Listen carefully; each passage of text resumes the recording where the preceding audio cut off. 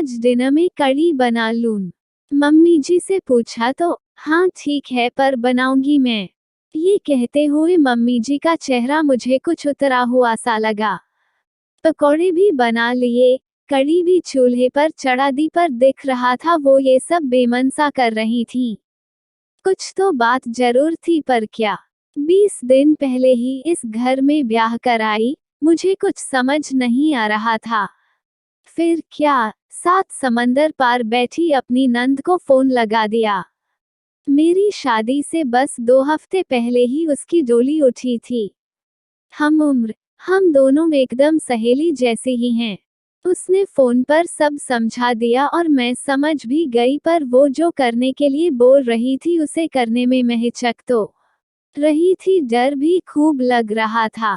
मेरी नंद मुझे मेरी ही ससुराल में चोरी करने के लिए बोल रही थी। हे भगवान, चोरी वो भी पकौड़ों की। मेरा दिल ही जानता है मैंने किस तरह से डरते डरते रसोई से मम्मी जी की गैर मौजूदगी में 8-10 पकौड़ों पर हाथ साफ किया। अपने आंचल में पकौड़ों की कटोरी छिपाए मैं ड्राइंग रूम में जा पहुंची जहां मम्मी पापा जी की गर्मागर्म बहस चल रही थी। बेचारे पापा जी पकौड़े खाने के लिए रिड़िया रहे थे।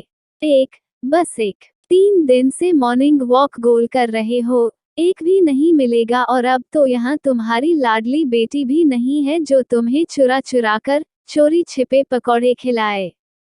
बोलते बोलते मम्मी जी की आंखें नम हो गईं। अरे तो क्या हुआ, तुम्हारी लाडली बहू तो है ना। वहीं पापा जी के पास ही बैठी हुई थी, मेरी तरफ देखते हुए वो बोले, ये तुम्हारी आवाज, क्या खा रहे हो दिखाओ जरा। हे भगवान, पकौड़े, तुम तो यहाँ हो फिर ये कौन लाया।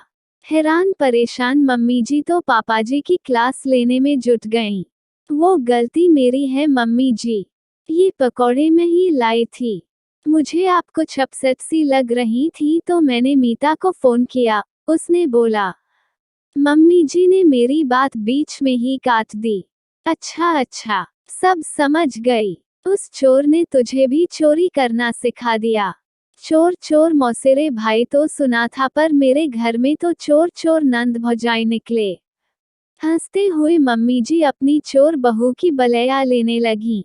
सच्ची पहली बार चोरी करने की जितनी खुशी मुझे हो रही थी उससे भी कहीं ज्यादा मम्मी जी को चोरी होने की। असल में वो उदास इसलिए थी क्योंकि बेटी की कम महसूस हो रही थी, वो चहकना वो बदमाशियां सब याद आ रही थी। पर आज बहू की शरारतों ने फिर से दिल को खुश कर दिया था, फिर से घर आंगन खिल उठा था। वीडियो देखने के लिए धन्यवाद। आशा करती हूँ आपको हमारी वीडियो अच्छी लगी होगी और हमें कमेंट में जरूर बताएं कि कैसी लगी है ये स्टोरी और वीडियो को लाइक जरूर कर दीजिएगा। मिलते अगली नई वीडियो में।